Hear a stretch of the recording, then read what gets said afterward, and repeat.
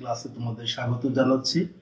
সুপ্রিয় শিক্ষার্থীবৃন্দ, honours 4th ইয়ারের প্রজেক্ট ম্যানেজমেন্ট এই পেপার নিয়ে আলোচনা করছিলাম তোমাদের সঙ্গে। গত একটি ক্লাস আমরা করেছি।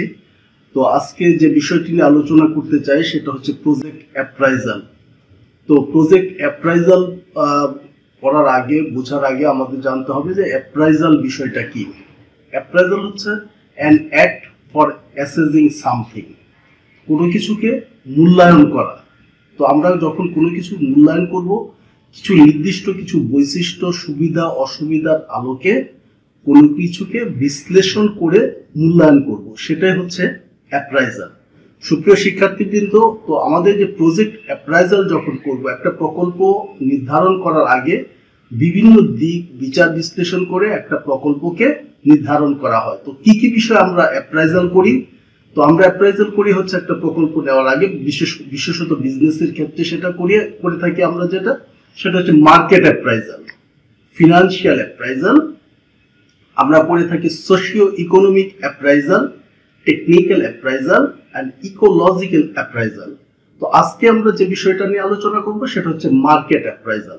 সুপ্রিয় শিক্ষার্থীবৃন্দ, তোমরা জানো বিজনেসের জন্য একটা যে কোনো বিজনেস, সেটা প্রোডাক্ট হোক অথবা সার্ভিস হোক, সেটার মার্কেট অ্যানালাইসিস করাটা very important thing to us. তো first we have to appraisal market appraisal. তো সুপ্রিয় শিক্ষার্থীবৃন্দ, মার্কেট অ্যাপ্রাইজালের ক্ষেত্রে প্রথমে যে দুইটা বিষয় আমাদেরকে বিবেচনা করতে হবে, একটা হচ্ছে এগ্রিগেট ডিমান্ড, সামগ্রিক চাহিদা, যে পণ্যটা বা যে সেবাটা আমি প্রকল্প গ্রহণ করতে যাচ্ছি, সেই সেবা বা সেই পণ্যের এগ্রিগেট ডিমান্ডটা কেমন আছে। তো আমাদের ফার্স্ট এটা অ্যানালাইসিস করতে হবে যে ওই পণ্যটার এগ্রিগেট ডিমান্ড কত। তারপরে যে জিনিসটা বিবেচনা করতে হবে যে টোটাল ডিমান্ডের আলোকে আমি কতটা মার্কেট শেয়ার কনজিউম করতে পারবো। এই দুইটা হচ্ছে আমার প্রথমত মৌলিক বিবেচনার বিষয়।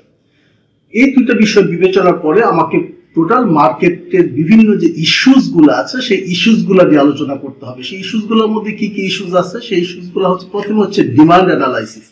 তো ডিমান্ড অ্যানালাইসিস করতে গেলে আমাদেরকে যেটা করতে হবে সেটা হচ্ছে যে একটা প্রোডাক্টের অতীতের ডিমান্ডটা কেমন ছিল।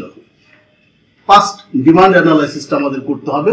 অতীতের ডিমান্ড অ্যানালাইসিসটা করার সাথে সাথে আমাদের ওই পণ্যটার বা ওই সেবাটার বর্তমান ডিমান্ডটা কেমন আছে সেটা আমাদেরকে মূল্যায়ন করতে হবে। তারপর যে জিনিসটা মূল্যায়ন করতে হবে, ডিমান্ডের পাশাপাশি অতীত এবং বর্তমান ডিমান্ডের আলোকে এটার ভবিষ্যৎ ডিমান্ডটা কেমন হতে পারে সেটা আমাদেরকে দেখতে হবে। ডিমান্ডের পাশাপাশি আমাদের দেখতে হবে সাপ্লাই, যে পণ্যটা বা যে সেবাটা আমি প্রকল্প হিসাবে গ্রহণ করতে যাচ্ছি, সেই প্রকল্পটার অতীতে, ওই পণ্যটার অতীতে সাপ্লাইটা কেমন ছিল মার্কেটে, যারা এই পণ্যটা নিয়ে ব্যবসা করে, যারা এই পণ্যটা বাজারজাতকরণ করে, অতীতে এটার সাপ্লাইটা কেমন ছিল, এটা আমাদের অ্যানালাইসিস করতে হবে। এখন দেখতে হবে যে ওই পণ্যটার বর্তমান মার্কেটের সাপ্লাইটা কেমন। এই বর্তমান মার্কেটের সাপ্লাইটার আলোকে আমাকে ভবিষ্যৎ সম্পর্কে একটা সিদ্ধান্তে আসতে হবে। এই ডিমান্ড এবং সাপ্লাই অ্যানালাইসিস করার পরে আমাকে চলে যেতে হবে প্রোডাকশন অ্যানালাইসিসে। যে পণ্যটা আমি বাজারজাতকরণ করতে চাই বা যে পণ্যটার প্রকল্প হিসাবে আমি গ্রহণ করতে চাই, সেই প্রকল্পটা উৎপাদন করাটা কতটা যুক্তিযুক্ত, সেই পণ্যটা বাজারে যারা অন্যান্য উৎপাদনকারী আছে তারা কিভাবে উৎপাদন করছে, সেই নানান বিশ্লেষণের আলোকে আমি পণ্যটা উৎপাদন করতে কতটা সক্ষম, এটা অ্যানালাইসিস করতে হবে। এই প্রোডাকশন পসিবিলিটিস অ্যানালাইসিসের পর আমাকে যেটা করতে হবে সেটা হচ্ছে এক্সপোর্ট। যে আমি যে পণ্যটা তৈরি করতে যাচ্ছি বা যে প্রকল্পটা গ্রহণ করতে যাচ্ছি, এই প্রকল্পের উৎপাদিত সামগ্রী অন্য যারা প্রোডাকশন করছে তারা কি দেশের মার্কেটে বিক্রি করছে নাকি তারা এক্সপোর্ট করছে। যদি এক্সপোর্ট করে তাহলে সেই এক্সপোর্টের যে সম্ভাবনাটা কেমন আছে, সেই এক্সপোর্টের যে ট্রেন্ড, সেই ট্রেন্ডটা কেমন, ঊর্ধ্বমুখী না নিম্নগামী নাকি সেটা স্ট্যাগনেন্ট অবস্থায় আছে, সেটা আমাদেরকে অ্যানালাইসিস করতে হবে এক্সপোর্টের বিষয়টা। তাছাড়া আমি যে পণ্যটা প্রোডাক্ট করতে চাই তার জন্য যে র মেটেরিয়ালস এর প্রয়োজন, সেগুলো কতটা আমি আমদানি করতে হবে, কতটা আমার লোকাল মার্কেটে পাওয়া যাবে, এই বিষয়টা অ্যানালাইসিস করতে হবে। এই এক্সপোর্টের পরে যে বিষয়টা আমাকে অ্যানালাইসিস করতে হবে ইম্পোর্ট। যে আমি যে পণ্যটা তৈরি করতে চাই, আমি যে পণ্যটার ব্যবসা করতে চাই, যে প্রকল্পটা আমি গ্রহণ করতে চাই, এটা কি উৎপাদন করে এটা বিক্রয় করাটা সহজ, নাকি এটা আমদানি করে বিক্রয় করাটা সহজ? কিছু কিছু প্রোডাকশন আছে তোমরা জানো, সেটা হচ্ছে প্রোডাকশন বেসড। কিছু কিছু প্রোডাকশন আছে সেটা হচ্ছে ইম্পোর্ট বেসড, যে তুমি সেটার জন্য যে র মেটেরিয়ালস লাগে সেই র মেটেরিয়ালস বেশিরভাগই তোমাকে আমদানি করতে হয়। আবার কিছু কিছু পণ্য আছে এমন সেটা বিদেশ থেকে তুমি আমদানি করে আবার তোমাকে রিএক্সপোর্ট করতে হয়। তো এই পণ্যটা সেরকম কোনো পণ্য কিনা, সেটা উৎপাদন করব না সেটা আমি রপ্তানি করব নাকি সেটা আমি আমদানি করব, এই ডিসিশনগুলো মার্কেট সম্পর্কে এই ক্ষেত্রে তোমাকে নিতে হবে। এরপর যে জিনিসটা তোমাকে আমাকে অ্যানালাইসিস করতে হবে মার্কেট সংক্রান্ত, ইটস ভেরি ইম্পর্টেন্ট থিং, সেটা হচ্ছে যে প্রতিযোগিতার ধরন। তোমরা জানো যে কোনো বিজনেস হচ্ছে অত্যন্ত প্রতিযোগিতামূলক। যে কোনো প্রোডাক্টকে বা যে কোনো সার্ভিসকে প্রতিনিয়ত একটা প্রতিযোগিতার মধ্য দিয়ে যেতে হয় এবং সেই প্রতিযোগিতায় নিজের সক্ষমতা প্রমাণ করে ওই পণ্যটা বা ওই সেবাটা বাজারে টিকে থাকতে হয়।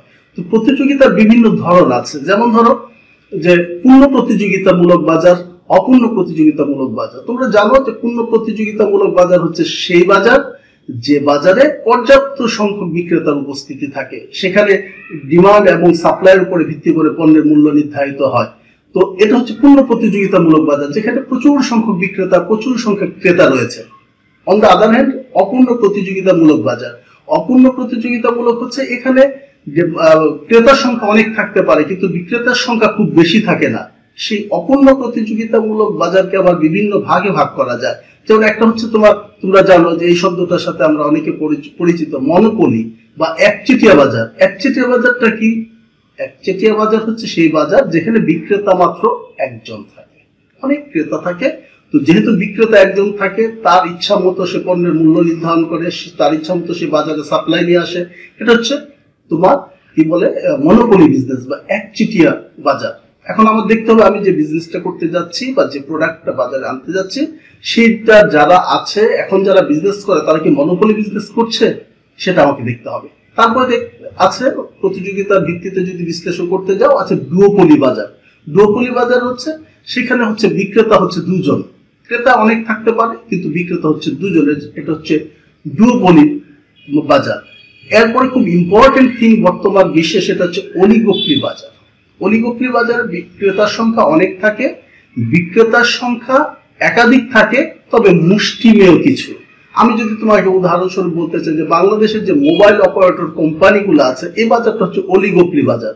মুষ্টিমেয় কিছু সার্ভিস প্রোভাইডার এখানে আছে, 4টি বা 5টি বা 6টি সার্ভিস প্রোভাইডার আছে, মুষ্টিমেয় কিছু লোকের হাতে। যেমন আমি যদি আরেকটা উদাহরণ দিই যে আমেরিকার যে গণমাধ্যম, আমেরিকার গণমাধ্যমটা মাত্র 6টা কোম্পানির হাতে তাদের টোটাল গণমাধ্যমটা আছে।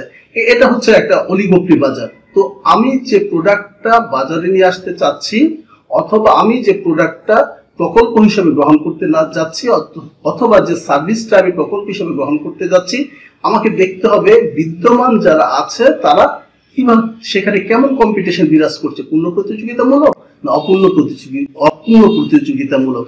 যদি অপূর্ণ প্রতিযোগিতামূলক হয়ে থাকে তাহলে সেটা দেখতে হবে সেটা মনোপলি কিনা, দেখতে হবে সেটা ডুওপলি কিনা, দেখতে হবে সেটা অলিগোপলি কিনা। এইটা অ্যানালাইসিস করা আমার জন্য বা আমার প্রজেক্টের জন্য ইজ ভেরি ইম্পর্টেন্ট থিং। তারপর যে দেখতে হবে সেটা হচ্ছে কস্ট স্ট্রাকচার। আমি যে পণ্যটা প্রোডাকশন করতে যাচ্ছি তার যে প্রোডাকশন কস্ট, তার যে র মেটেরিয়ালস কস্ট, তার অ্যাডমিনিস্ট্রেটিভ কস্ট, তার অপারেটিং কস্ট, তার মার্কেটিং কস্ট, তার অ্যাডভার্টাইজিং কস্ট, এই সমস্ত কিছু আমি অ্যাভেল করতে পারবো কিনা, এই কস্ট স্ট্রাকচারটা আমাকে খুব গুরুত্বপূর্ণ বিবেচনায় নিয়ে সেটা বিশ্লেষণ করে আমাকে সিদ্ধান্তে পৌঁছতে হবে। সুপ্রিয় শিক্ষার্থীবৃন্দ, এরপর খুব ইম্পর্টেন্ট একটা থিং বিজনেসের জন্য, সেটা হচ্ছে ইলাস্টিসিটি অফ ডিমান্ড।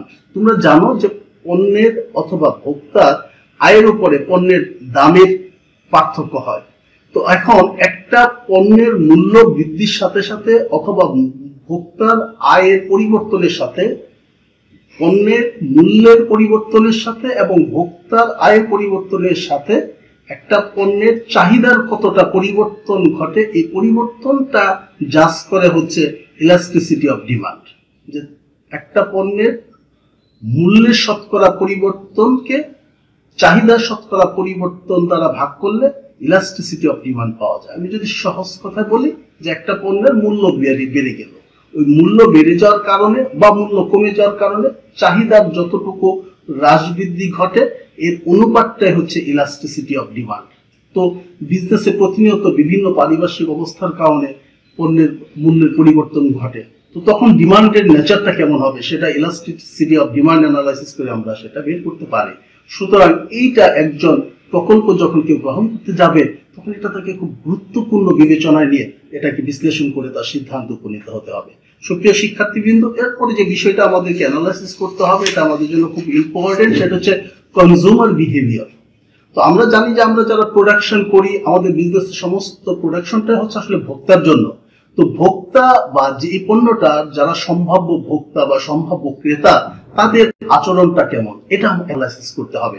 সেই ক্ষেত্রে কি করতে হবে, দেখতে হবে যে এই পণ্যটার বা এই সার্ভিসটার যারা সম্ভাব্য ভোক্তা বা বর্তমান যারা ভোক্তা আছে তাদের মোটিভেশনের ধরনটা কেমন, তারা কি কি বিষয়ে তারা মোটিভেটেড হয় এইটা অ্যানালাইসিস করতে হবে। অ্যানালাইসিস করতে হবে তাদের আচরণ, যে ভোক্তারা কিভাবে ক্রয় করে, কখন ক্রয় করতে স্বাচ্ছন্দ্য বোধ করে, কখন তারা ক্রয় করা থেকে বিরত থাকে, কখন একসাথে বেশি পরিমাণে কিনে, কখন অল্প অল্প পরিমাণে ক্রয় করে, এই তাদের অ্যাটিটিউডটা কেমন, তারা পণ্যটা কেনার সময় দরদামের বিষয়টাকে কিভাবে নেয়, এই যাবতীয় বিষয়গুলো, সার্ভিসটাকে তারা কিভাবে নেয়, তাদের আচরণটাকে এই ক্ষেত্রে অ্যানালাইসিস করতে হবে। আমাদেরকে অ্যানালাইসিস করতে হবে একজন ভোক্তা এই পণ্যটা কেনার সময় সে কোন কোন বিষয়ের উপরে অগ্রাধিকার দেয়।